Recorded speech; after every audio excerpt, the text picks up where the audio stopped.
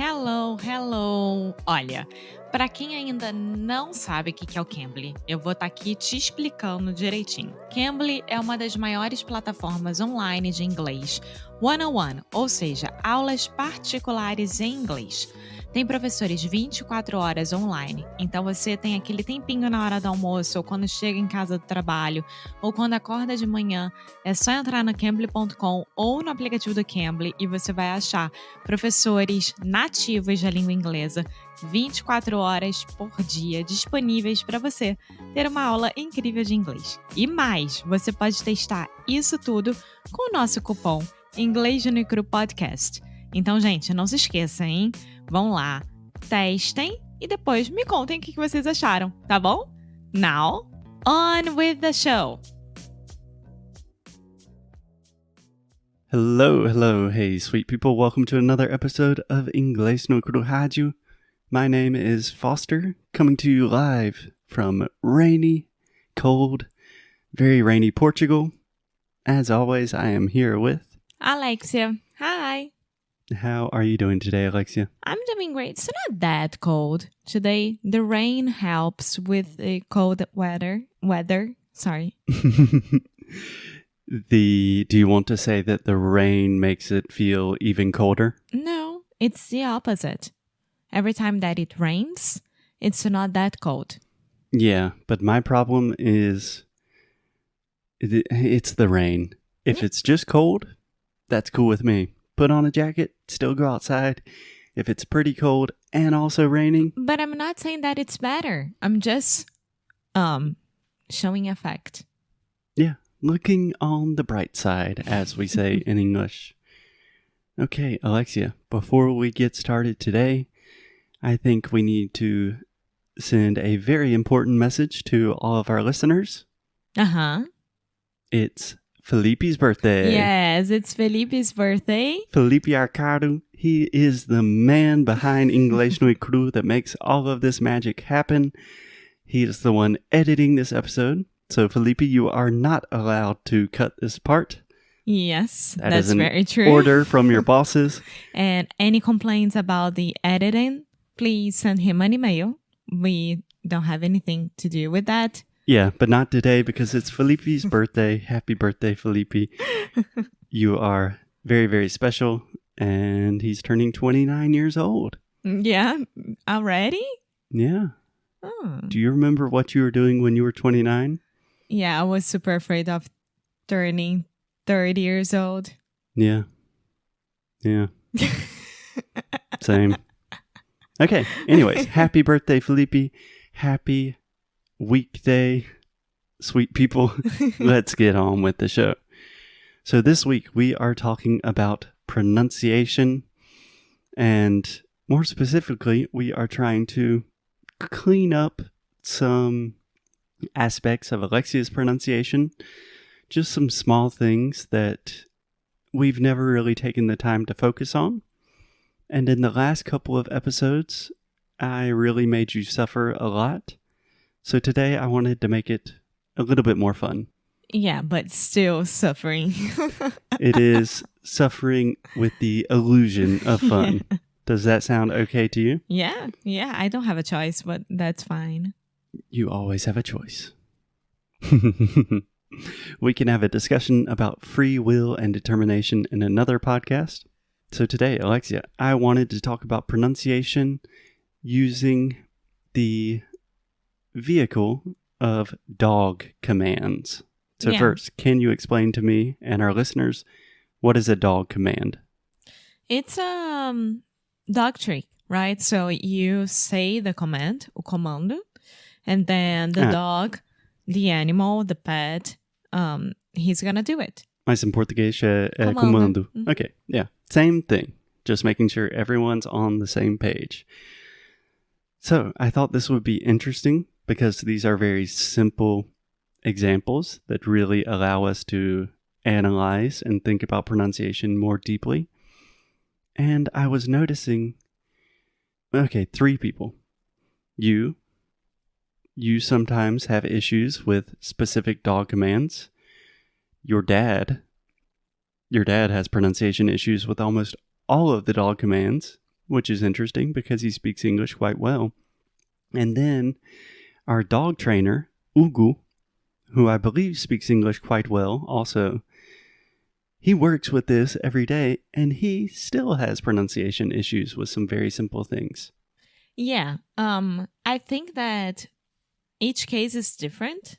Mm-hmm. So Ugo's case is because, he's a dog trainer, but all the dogs are from Portugal, and we are the only ones, I think, that half of the commands are in English and the other half is in Portuguese. And yeah, he's not used to say it in English. Yeah. And also because he is Portuguese, he has different pronunciation mistakes. He comes from a different linguistic background than Brazilians. Yeah. With my dad, I think it's the case of always trying to say it in a cute way, like baby voice, and not always you should do that. And then instead of saying, for example, sit, but sit, he's like, sit. Yeah, I think maybe that has something to do with it. But I also think there are some deeper questions of pronunciation in there as well. And for me, is mistake. It's clear and... Yours is the smallest mistake. Yeah. But I like the example that you gave of your dad. I think that's a great place to start with the word sit. Yeah. Senta. Uh-huh. Sit. Okay, say it with me, Alexia. Sit. Sit. And can you guess what is the most common mistake that most Brazilians make? Sit. Yeah, more or less. So, Oh, sit. Sit. Yeah. That's what I hear your dad say a lot is sit. Sit. So, two things. First, this is the I sound. So this is a sound that really does not exist in Brazilian Portuguese. So we are not saying E. We're not saying E mais alguma coisa. We are saying I. I. So try that with me, Alexia. Say I. I. I. Very good. Now try saying seat, like take a seat. And then sit, like sit down. Seat, sit. Sit, seat. Okay, backwards. Tá. Seat. Seat. Sit. Sit. Heat. Heat. Hit. Hit. Beat. Beat. Bit. Bit. Perfect. So the difference between seat and sit, seat is like, oh, our seats are on the front row, right? Os nossos lugares, as nossas cadeiras, onde devemos sentar, é na primeira fila. Yes. And then, oh, we can sit down there. Nós podemos nos sentar ali. Yes. So it's the act of Yes. sitting down. Correct. Normally, seat, we are using that as a noun. Like, hey, can you show me where my seat is? And then sit, we normally use that as a verb, and most of the time as a phrasal verb, like sit down. Yeah. Okay? Okay. Does that make sense? Mm-hmm. Okay, so that is the first difficulty that a lot of Brazilians have. Also, in your dad's case, saying sich, sich. So adding that extra chi, TH. Yeah. chi sound. Do you remember how we call this in linguistics? É uma vogal de... Apoio? Exatamente, meu amor. Muito bem.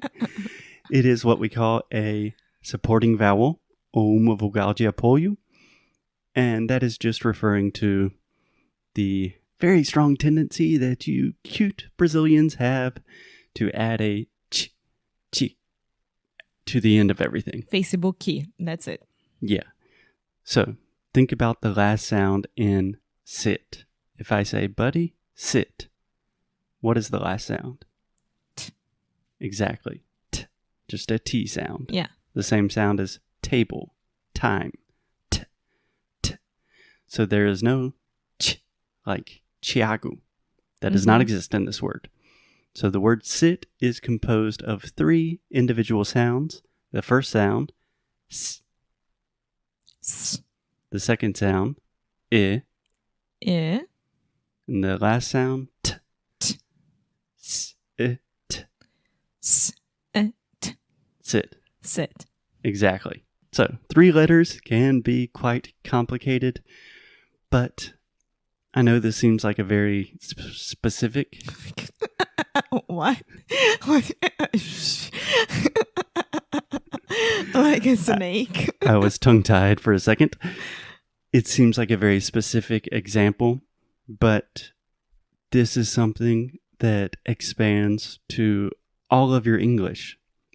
For example, on one hand, this sound is very, very obvious to native speakers. So if you say, I want to sit down, that sounds, most Americans will think that that sounds Hispanic, like they relate that to Mexican English, which has a lot of cultural and political baggage. But on the other hand, there are many cases where you are actually pronouncing the incorrect word. So if you say... Yeah, either way, you are pronouncing it not incorrectly. Incorrectly. Yeah. So, I mean, let's make it work. Let's correct that. Yeah, and I would say that at least 80-90% of Brazilians have a really hard time with this sound. So when I meet a Brazilian that pronounces the sound correctly, immediately I'm like, wow, this person's English is really good. They are in a different level. Yeah. So it's one of those things that takes time to get automatic and supernatural, but if you do it, I promise it's worth it. Yeah, and we are talking about documents, but think about how this will contribute for the rest of the words. For example, it. Exactly. I mean, we use it in every single phrase, I think. Yes, and the supporting vowel, vogal de apoio, I like it. Yeah. If you have issues with these 2 aspects of English pronunciation, you will say, I like each. I like each. I like it. I like it. Yeah, I hear I like each so many times from Brazilians, and I'm thinking, I understand that because I've heard the mistake millions of times, but the average native speaker will literally think you're speaking a different language. Yeah. So this is how pronunciation works. You start with the small specific examples, and then they naturally incorporate into your conversation. Yeah, that's right. Okay. So Alexia, I was planning on talking about a lot of different dog commands, but I think I got carried away. So if you're interested in all of this pronunciation nonsense, it's not nonsense. It is beautiful and super important. You can sign up for our pronunciation and conversation course, Sound School. It's open this week. Today is January 25th, 2021. 26th.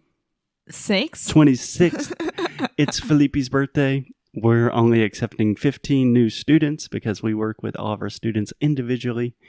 If you want to learn more about Sound School, go to inglesnuecru.com. And we will continue talking about dog commands and pronunciation mañana. Okidoki. Bye. Hasta luego. Muito obrigada por ter escutado mais um episódio aqui do Inglês Necro Rádio. É muito bom ter você juntinho assim de nós. Faz muito, muito carinho no nosso coração, digamos assim. Então você que está interessado em saber mais sobre os nossos produtos e saber mais sobre a gente, o que a gente oferece para vocês em relação a estudo, a challenge, a curso, vá lá no inglesnecro.com e você pode ver mais sobre as worksheets, por exemplo. Yeah. If you want to really improve your English, if you want to learn more about the ways you can do that and just connect with us on a deeper level, go to inglesnuecru.com. And as always, Keep up the good fight. And lose well. See you guys tomorrow. Bye.